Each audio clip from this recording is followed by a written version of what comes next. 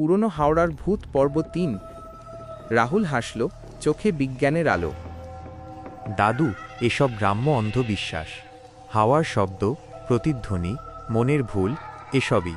আমি বিজ্ঞান পড়া মানুষ। ক্যামেরা লাগাবো, তাপমাত্রা সেন্সর বসাবো, অডিও রেকর্ড করব, প্রমাণ পেলে বিশ্বাস করব, সস্তায় বাড়ি পেলে এয়ারবিএনবি করে টাকা আয় করব। চলো দেখি। পরদিন গ্রামের জমিদারের কাছে গেল। হাওড়া 10 লাখে দিচ্ছি, কিন্তু সাবধানে থাকিস। রাহুল কাগজপত্র সই করে দিল। গ্রামের দোকানদার রমেশ কাকা এসে বলল, বাবু, পাগলামি করছিস। আমার বাবা বলতেন, হাওড়ায় যারা যায় প্রথমে গান শোনে, তারপর নাম ধরে ডাকে, তারপর ছায়া জড়িয়ে ধরে। পালা এখনই। রাহুল হাসল। ভয় পেও না কাকা, সন্ধ্যায় চা খাবো। প্রথম দিন বাড়িতে ঢুকল। নিচতলায় রান্নাঘর, পুরনো চুলা, দেয়ালে কালো আঁচড় যেন নখের দাগ। বসার ঘরে ভাঙা কাঠের চেয়ার। পূজার ঘরে ধুলোমাখা কালী মূর্তি, চোখ দুটো লাল, যেন দেখছে। দোতলায় বড় ঘর বেছে নিল, কাঠের খাট, দেয়ালে ফিকে ছবি এক মহিলার প্রোফাইলের, চোখ ফাঁকা। আয়নার কাচ ফাটা, মনে হয় কেউ তোমাকে দেখছে পিছন থেকে। পরিষ্কার করতে গিয়ে দোতলার কোণে পুরনো খেলনা পেল, ছোট্ট কাঠের ঘোড়া, উপরে শুকনো রক্তের দাগ। কে রেখেছে এটা ভাবল। ট্রাঙ্ক খুলতে গিয়ে ধুলো উড়ল, ভিতরে পুরনো চিঠি, ছবি। বাইরে পুকুরের ধারে বসে চা খেল। সূর্য ডুবছে, বাতাসে মিষ্টি পদ্মের গন্ধ ভেসে এলো, কিন্তু মিশে আছে পচা রক্তের গন্ধ। দূরে বাঁশঝাড় থেকে ফোঁস ফোঁস শব্দ। রাহুল হাসল। শুরু হয়েছে, দেখি কি হয়। ল্যাপটপে ক্যামেরা লাগালো, অডিও রেকর্ডার চালালো, তাপমাত্রা সেন্সর বসালো, খাটে শুয়ে ঘুমালো। ঘড়িতে রাত 12টা। দাদুর কথা মনে পড়ল। দাদু ঠিক বলেছে কি না, বিজ্ঞান বিশ্বাস কর। কিন্তু মনে একটা অস্বস্তি। প্রিয়াকে ফোন করল।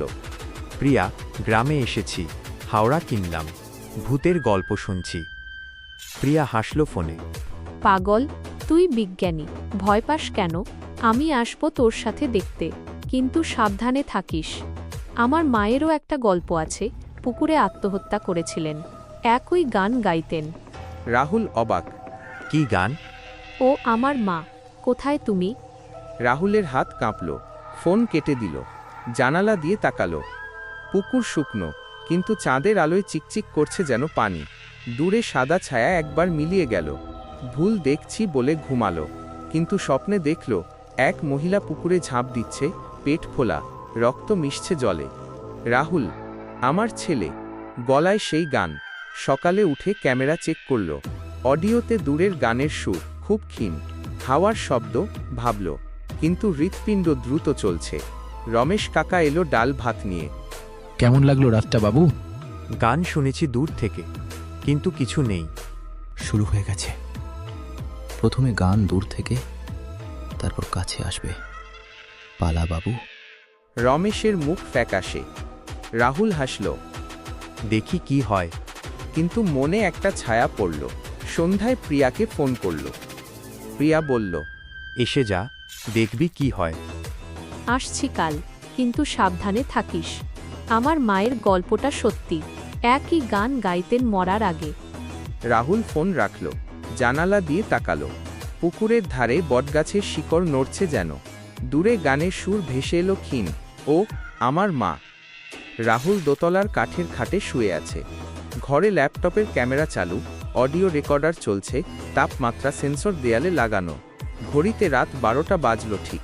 হঠাৎ দূর থেকে একটা মিষ্টি গানের সুর ভেসে এলো বাতাসে।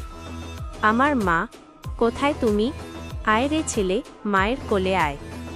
গলার স্বর নারীর, অসম্ভব মধুর, যেন বাঁশির সুর মিশে আছে, পিছনে হাওয়ার ফোঁস ফোঁস শব্দ।